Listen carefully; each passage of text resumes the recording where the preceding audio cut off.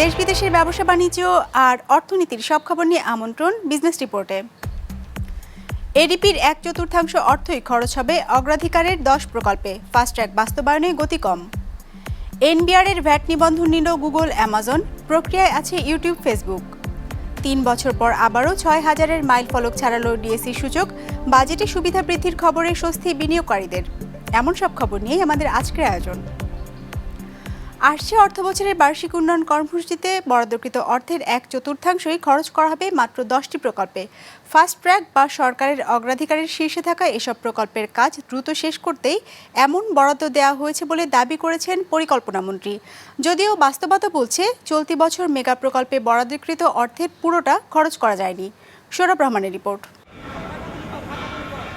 পদ্মা সেতু সরকারের সবচেয়ে বড় অবকাঠামো প্রকল্পই নয়, অন্যতম রাজনৈতিক প্রতিশ্রুতিও বটে।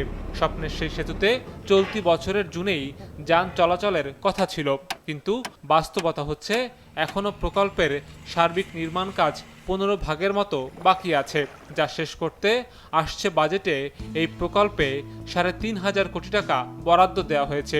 আর এর সঙ্গে সংযুক্ত রেল প্রকল্পটি পেয়েছে 3,823 কোটি টাকা। বাস্তবায়নে দৃশ্যমান আরেক মেগা প্রকল্প মেট্রো রেলের জন্য বরাদ্দ আছে 4,800 কোটি টাকা। এগুলো বিভিন্ন পর্যায়ে আছে, 60 আছে, 80 আছে, 90 আছে, যেমন পদ্মা। এবং এগুলা প্রকল্পগুলোকে এখন এই মুহূর্তে তো তার শেষ রানে আছে, এখন গোল দেওয়ার সময়। এখন তো তাকে সরবরাহ করতে হবে তার যে প্রয়োজনীয় খাবার, মানে আর্থিক বরাদ্দ, সেটা সংস্থান করা হবে। টাকার হিসেবে দেশের সবচেয়ে বড় প্রকল্পটি হচ্ছে রূপপুরে। এই পারমাণবিক বিদ্যুৎ কেন্দ্র নির্মাণে নতুন বছরে 18,500 কোটি টাকা দেওয়া হয়েছে। অগ্রাধিকারের মাতারবাড়ি বিদ্যুৎ কেন্দ্র পেয়েছে 6,000 কোটি টাকা। 3,500 কোটি টাকা দেওয়া হয়েছে যমুনা নদীর উপর হতে যাওয়া বঙ্গবন্ধু রেল সেতুতে। আর ঢাকা আশুলিয়া এলিভেটেড এক্সপ্রেসওয়ে পেয়েছে 3,500 কোটি।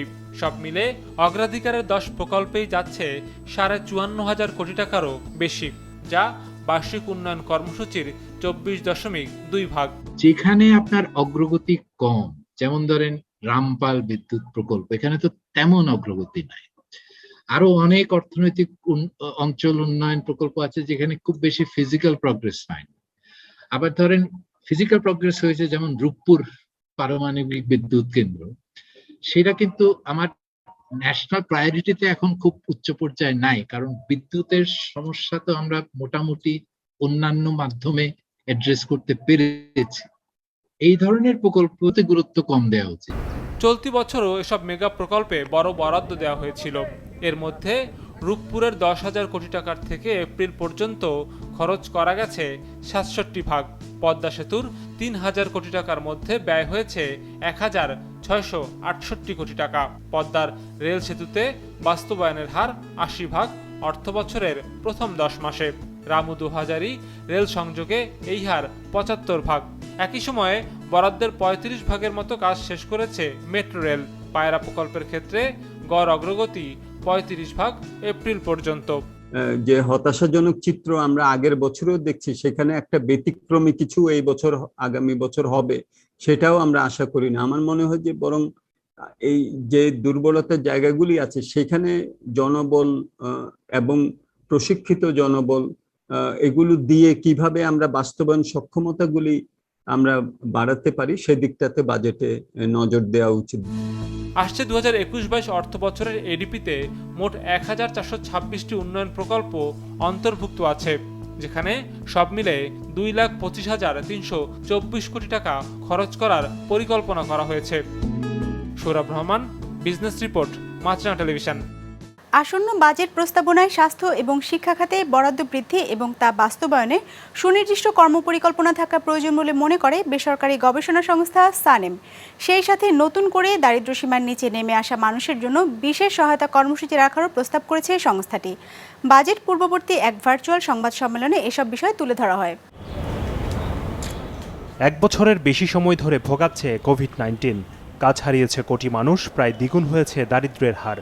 স্বাস্থ্য খাতের বেহাল দশাও ফুটে উঠেছে কোভিডকালীন এই সময়ে। বিপদ কাটেনি এখনও, বরং সংক্রমণ নতুন মাত্রা নিচ্ছে প্রতিনিয়ত। এমন বাস্তবতায় দাঁড়িয়ে কোভিডকালীন দ্বিতীয় বাজেট দিতে যাচ্ছেন অর্থমন্ত্রী সপ্তাহের শেষে। তার বাজেট বক্তৃতায় কতটা স্বীকৃতি পাবে এই বাস্তবতা? আমরা একের পর এক ওয়েভ দেখছি, সিচুয়েশন এটা কিভাবে কন্ট্রোল হবে সেগুলো নিয়ে নানা ধরনের অনিশ্চয়তা আছে। ভ্যাকসিনের ব্যাপারটা নিয়ে আমরা দেখছি যে সমস্যা আছে। অর্থনীতি যে ইম্প্যাক্টটা হয়েছে এবং সেই ইম্প্যাক্টের কতগুলো দিক আমরা তুলে ধরার চেষ্টা করেছি, দারিদ্র্য, আয় এবং পরিবারগুলো ব্যয়ের ক্ষেত্রে, শ্রমবাজারে, অসাম্যের ক্ষেত্রে এবং স্বাস্থ্য খাতে, শিক্ষা খাতে যে বিষয়গুলো আমরা দেখছি বড় বড় কনসার্ন।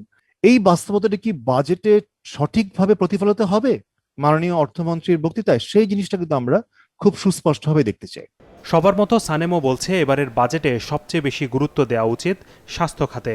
সেই বাস্তবতা মেনে সরকারও এই খাতে চলতি বছরের চেয়ে ৩,৫০০ কোটি টাকা বেশি বরাদ্দ রাখছে ২১-২২ অর্থ বছরের বাজেটে। কিন্তু চিন্তাটা এর বাস্তবায়ন নিয়ে।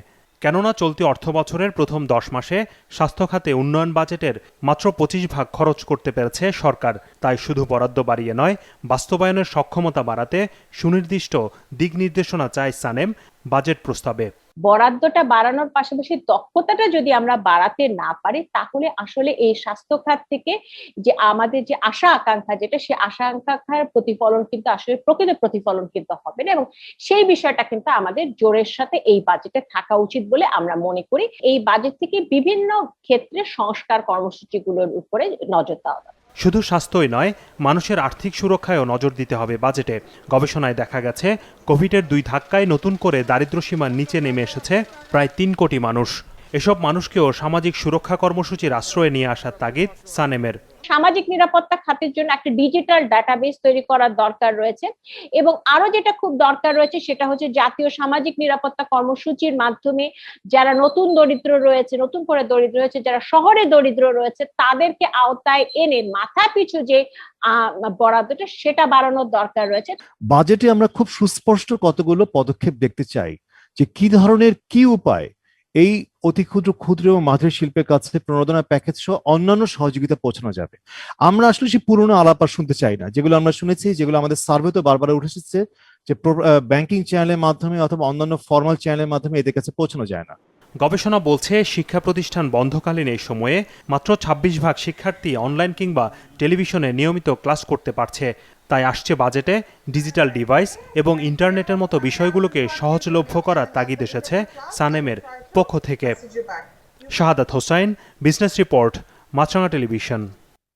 বাংলাদেশে ব্যবসার জন্য জাতীয় রাজস্ব বোর্ড থেকে ভ্যাট নিবন্ধন নিয়েছে টেক জায়ান্ট গুগল ও অ্যামাজন। গত সপ্তাহে ঢাকা দক্ষিণ ভ্যাট কমিশনারেটে প্রতিষ্ঠান দুটি নিবন্ধিত হয় বলে জানিয়েছেন এনবিআর-এর কর্মকর্তারা। সিঙ্গাপুরের ঠিকানায় Google Asia Pacific private limited নামে গুগল, আর মার্কিন যুক্তরাষ্ট্রের ঠিকানায় অ্যামাজন ওয়েব সার্ভিস ইনকর্পোরেশন নামে নিবন্ধন নিয়েছে অ্যামাজন। এর ফলে দেশে বিদ্যমান আইন মেনে নিয়মিত ভ্যাট এবং তার রিটার্ন জমা দিতে হবে তাদের। প্রতিষ্ঠান দুটির হয়ে নিবন্ধনের প্রক্রিয়া সম্পন্ন করেছে প্রাইস ওয়াটারহাউস কুপার্স পিডব্লিউসি বাংলাদেশ। একই পদ্ধতিতে ফেসবুক এবং মাইক্রোসফটের নিবন্ধন প্রক্রিয়াও চূড়ান্ত পর্যায়ে আছে বলে জানা গেছে। যদিও ফেসবুক বর্তমানে এজেন্টের মাধ্যমে সরকারকে ভ্যাট দিচ্ছে। ওদের তো আমাদের দেশে কোনো অফিস নেই, তাহলে কিভাবে হবে? এই প্রক্রিয়ায় এতদিন ধরে করে তাদেরকে এজেন্টের মাধ্যমে নিবন্ধন দেওয়া হয়েছে। সেই নিবন্ধনে এজেন্ট নিবন্ধিত হয়েছে। এজেন্ট নিবন্ধিত হলে এই এজেন্টের মাধ্যমে যত বিজ্ঞাপন যাবে সেই বিজ্ঞাপনের উপরে সরকার নির্ধারিত ভ্যাট আমরা পাবো। এছাড়াও কিন্তু আরো অনেক ভেন্ডর আছে যারা বাংলাদেশ থেকে অনেক সার্ভিস বিজ্ঞাপন দিচ্ছেন এবং অনেক সার্ভিস দিচ্ছেন বাংলাদেশে। তাদের ক্ষেত্রেও কিন্তু একই আইন প্রযোজ্য। এখন হবে কি যে আমরা জানতে পারবো যে পার্টিকুলার ওই ভেন্ডর কত টাকার বিজ্ঞাপন নিয়েছে এবং উনি রিটার্ন দিবেন এবং ওনাকে আমরা ওনার কাছ থেকে আমরা ক্রস চেক করতে পারবো।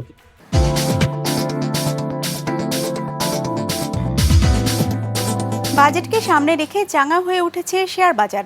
3 বছরের বেশি সময় পর ডিএসই সূচক ছাড়িয়েছে 6000 পয়েন্ট, আর টানা 1 মাস ধরে প্রতিদিনই লেনদেনের পরিমাণ ছাড়াচ্ছে 1000 কোটি টাকা। বাজার সংশ্লিষ্টরা বলছেন, আসছে বাজেটে বাজার বান্ধব বেশ কিছু সুবিধা দেওয়া হবে এমন খবরে আস্থা ফিরেছে বিনিয়োগকারীদের মাঝে। তারই প্রতিফলন দেখা যাচ্ছে পুঁজিবাজারে। ইতিবাচক ধারায় চলছে দেশের পুঁজিবাজার। 1 মাস ধরে প্রতিদিনই লেনদেন ছাড়িয়ে যাচ্ছে 1000 কোটি টাকা। রোববার দিন শেষে ডিএসই সূচক ছাড়িয়েছে 6000 পয়েন্টের মাইলফলক, যা 2018 সালের 15 ফেব্রুয়ারির পর সূচকের সর্বোচ্চ অবস্থান। 1 বছরে সূচক বেড়েছে 1948 পয়েন্ট, আর চলতি বছর জানুয়ারি থেকে সূচক বেড়েছে 390 পয়েন্ট। বাজারে বিনিয়োগকারীর আস্থা ফিরে এসেছে। বাজারের স্বচ্ছতা, জবাবদিহিতা নিশ্চিত করার জন্য বাংলাদেশ সিকিউরিটি এক্সচেঞ্জ কমিশন কাজ করে যাচ্ছে। আপনি দেখবেন, আপনি এটাও খেয়াল করবেন, এর মধ্যে আপনার কাছে নিউজ আছে যারা গুজব রটনা করেছে তাদেরকে অনেককে ধরা হয়েছে। বাজার ভালো হওয়ার আমি মূল যে রিজনটা মনে করি সেটা হচ্ছে লো ইন্টারেস্ট সিনারিও। আমরা এখন জানি যে এখন ইন্টারেস্ট রেট অনেক কম বাজারে। তো ইন্টারেস্ট রেট যখন কম থাকে তখন এটা শুধু বাংলাদেশ না, সারা পৃথিবীতে দেখা যায় তখন পুঁজিবাজারের আকর্ষণীয়তা অনেক বেশি বৃদ্ধি পায়। প্যান্ডেমিক সিচুয়েশনও আমরা অনেকটা বেশ ভালো মতো আমাদের দেশ কাভার করতে পেরেছে, এখান থেকে রিকভার করে আসছে। যারা ক্ষতিগ্রস্ত হয়েছিল আমরা দেখলাম যতটা ভাবা হচ্ছিল তাকে ফাস্ট রিকভারি করছে। অনেকগুলো কোম্পানির আর্নিং ডিক্লারেশন চলে আসছে এবং আমরা দেখেছি যে তাদের আর্নিং, অনেক কোম্পানি ভালো আর্নিং গ্রোথ শো করছে। বছর জুড়েই বাজার স্থিতিশীল অবস্থায় থাকলেও বাজেটকে সামনে রেখে তা আরও চাঙা হয়ে উঠেছে। আসছে বাজেটে পুঁজিবাজারের জন্য অন্তত 4টি ঘোষণা থাকছে এমন খবরে বাজারমুখী হয়েছেন বিনিয়োগকারীরা। কালো টাকা সাদা করার সুযোগ অব্যাহত থাকার পাশাপাশি কর কমানোর ঘোষণা আসতে পারে ব্রোকার হাউসের লেনদেনের উপর। লিস্টেড এবং নন লিস্টেড কোম্পানির কর্পোরেট হার কমানোর পাশাপাশি কর সুবিধা দেওয়ার কথা রয়েছে বন্ড মার্কেটের জন্যও। বাজেট নিয়েও এখন বিনিয়োগকারীদের মধ্যে বেশ কিছু এক্সপেকটেশন আছে বা তাদের একটা পজিটিভ ভাইব দেখা যাচ্ছে বাজারের মধ্যে। তো এখানে বাজেট আমি যদি মনে করি মূলত দুইটা জিনিস। একটা, প্রথম যে জিনিসটা যেটাকে আমি বেশি ইম্পর্টেন্স দিব সেটা হচ্ছে কর্পোরেট ট্যাক্স কমানোর যে একটা প্রস্তাব আছে আমরা শুনতে পাচ্ছি 2.5% করে, যেটা একই সাথে লিস্টেড এবং নন লিস্টেড দুই ধরনের কোম্পানির ক্ষেত্রেই কমানো হবে। তো 2.5% যখন কর্পোরেট ট্যাক্স কমানো হবে এটার ইম্প্যাক্টটা ডিরেক্টলি কোম্পানি নেট প্রফিটে চলে আসবে। যে সকল অর্থনীতিবিদ, আমি ওনাদেরকে বিনীত অনুরোধ করবো, আপনারা বারবার একটা কথা বলেন যে এইভাবে অপ্রত্যাশিত আয় যদি আপনি বৈধ করেন তাহলে কিন্তু যারা ট্যাক্স পে করে তারা নিরুৎসাহিত হবে, তারা ট্যাক্স পে করবে না। আমি এটার সাথে সম্পূর্ণ একমত না। ট্যাক্স আপনাকে পে করতে হবে কোনো এক সময়। আর এটা কিন্তু কেউ বছর পর বছর করবে না। এটা হয়তো কোভিডের কারণে এই বছর এবং আমরা একটু কন্টিনিউ করতে বলেছি যাতে টাকাটা আরও আসুক। শেয়ার বাজারের মন্দা কাটাতে চলতি বছরের বাজেটেও সুযোগ দেওয়া হয়েছিল কালো টাকা সাদা করার, তবে সে সুযোগে তেমন সাড়া মেলেনি বিনিয়োগকারীদের কাছ থেকে। এ পর্যন্ত পুঁজিবাজারে কালো টাকা সাদা করার সুযোগ নিয়েছেন মাত্র 311 জন। বিজনেস রিপোর্ট, মাছরাঙা টেলিভিশন। সপ্তাহের প্রথম কার্যদিবসে ঢাকা স্টক এক্সচেঞ্জের সার্বিক সূচক ডিএসইএক্স 22 পয়েন্ট বেড়ে দাঁড়িয়েছে 6008 পয়েন্টে। লেনদেন হয়েছে 2149 কোটি টাকার। হাত বদল হওয়া শেয়ার ও মিউচুয়াল ফান্ডের মধ্যে দর বেড়েছে 144টির, কমেছে 174টির, আর অপরিবর্তিত আছে 46টির দর। এবার বাজার নিয়ে বিশ্লেষণ শুনবো ব্র্যাকেপিএল স্টক ব্রোকারেজের। আজকে মার্কেট 23 পয়েন্ট পজিটিভে ক্লোজ হয়েছে with around 9.3% decrease in turnover, এবং আমরা দেখেছি যে আজকে দিন শেষে ইন্ডেক্স 6000 লেভেল ক্রস করেছে। এক্ষেত্রে আমরা যদি সেক্টরাল মুভমেন্টের দিকে তাকাই তাহলে আমরা দেখতে পাবো ব্যাংকিং সেক্টর সবচেয়ে বেশি টার্নওভার জেনারেট করেছে and contribution was around 22%, followed by general insurance with around 17.5% and engineering sector with 8.4%. এবং এক্ষেত্রে আমরা যদি এখন টপ টার্নওভার চার্টের দিকে তাকাই সেক্ষেত্রে আমরা দেখতে পাবো যে বেক্সিমকো লিমিটেড সবচেয়ে বেশি টার্নওভার জেনারেট করেছে, followed by Pioneer insurance and then Ifad autos. প্রকৃতির বৈরী আচরণে এবছর হালদায় খুব কম ডিম ছেড়েছে মা মাছ, যা গেল বছরের তুলনায় প্রায় 4 ভাগের 1 ভাগ। পর্যাপ্ত বৃষ্টি হলে আসছে মাসে আবারও ডিম ছাড়তে পারে মা মাছ, বলছেন হালদা গবেষকরা। নাজমুল সাদেকের রিপোর্ট। দেশের একমাত্র প্রাকৃতিক মৎস্য প্রজনন ক্ষেত্র চট্টগ্রামের হালদা নদীতে গেল বৃহস্পতিবার ডিম ছেড়েছে রুই, কাতল, মৃগেল ও কালীবাউস প্রজাতির দেশীয় মাছ। 8 শতাধিক ডিম সংগ্রহকারী 6500 কেজি ডিম সংগ্রহ করেন, যা গত বছরের সংগৃহীত ডিমের 4 ভাগের 1 ভাগ। এতে হতাশ সংগ্রহকারীরা। প্রথমে পাইছি 1 পা 1.5 পা করি, তারপর পাইছি কেজি 1.5 কেজি বাড়ার পরে। এই হতাশ হয়েছে যে কেউ পাইও নেই। তো ঘরে যদি চিন্তা করি আসলে অনেক গত বছর থেকে অনেক কম হয়েছে। হালদা গবেষকরা বলছেন এপ্রিল থেকে জুন হালদায় কার্প জাতীয় মাছের প্রজনন সময়। এই সময়ে অমাবস্যা পূর্ণিমায় ভারী বৃষ্টি হলে মা মাছ ডিম ছাড়ে, কিন্তু এবছর এপ্রিল মে মাসে নদীর উজান অঞ্চলে প্রত্যাশিত বৃষ্টি না হওয়ায় এবং ঘূর্ণিঝড় ইয়াসের প্রভাবে সৃষ্ট জোয়ারে সাগরের লোনা পানি ঢোকায় ডিম ছেড়েছে কম। তবে আসছে মাসে অমাবস্যা পূর্ণিমায় আরও 2 বার জোয়ার হবে। পর্যাপ্ত বৃষ্টি হলে মা মাছ ফের ডিম ছাড়তে পারে আশাবাদ তাদের।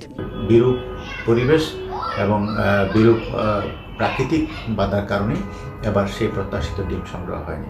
তবে আমি দৃঢ়ভাবে বিশ্বাস করি যেহেতু যদি আপেস টিমে এখনও যদি পর্যাপ্ত পরিমাণ বৃষ্টি হয় এবং এখানকার স্যালাইন ওয়াটার যদি যে কোনো নিউট্রালাইজ হয়ে যায় তাহলে আমি মনে করি হালদা নদীতে মা মাছ আবার ডিম ছাড়বে। এদিকে গেল বছর নদী তীরবর্তী মানুষদের সাথে নিয়ে কঠোর নজরদারি নিশ্চিত করা সহ হালদায় নানা তৎপরতা ছিল প্রশাসনের। এবারও সেসব থাকছে বলে জানানো হয়। ডিম কম বেশির সাথে আমাদের প্রচেষ্টার কোনো কমতি হবে না। আমরা চেষ্টা করে যাব, সৃষ্টিকর্তার রহমত হলে হয়তো বিগত 50 বছরের রেকর্ডকে ছাড়িয়ে যেতে পারে। তাই আমরা মনে করি আমাদের চেষ্টা, উদ্যোগের কোথাও কোনো কমতি হবে না, বরং এটা আরও বাড়বে। গেল বছর হালদায় প্রায় 25,000 কেজি মাছের ডিম সংগ্রহ করা হয়। নাজমুল সাদেকি, বিজনেস রিপোর্ট, মাছরাঙা টেলিভিশন। দর্শক, আমাদের যে কোনো পর্ব নিজেদের সুবিধাজনক সময়ে দেখতে সাবস্ক্রাইব করুন বিজনেস রিপোর্টের অফিসিয়াল ইউটিউব চ্যানেল। ফেসবুক পেজে লাইক দিয়ে আপডেট থাকুন ব্যবসা বাণিজ্যের আলোচিত সব ঘটনা সম্পর্কে। আর আপনাদের মতামত জানান ইনবক্সে। আজ এটুকুই, বিদায় নিচ্ছি, ভালো থাকবেন।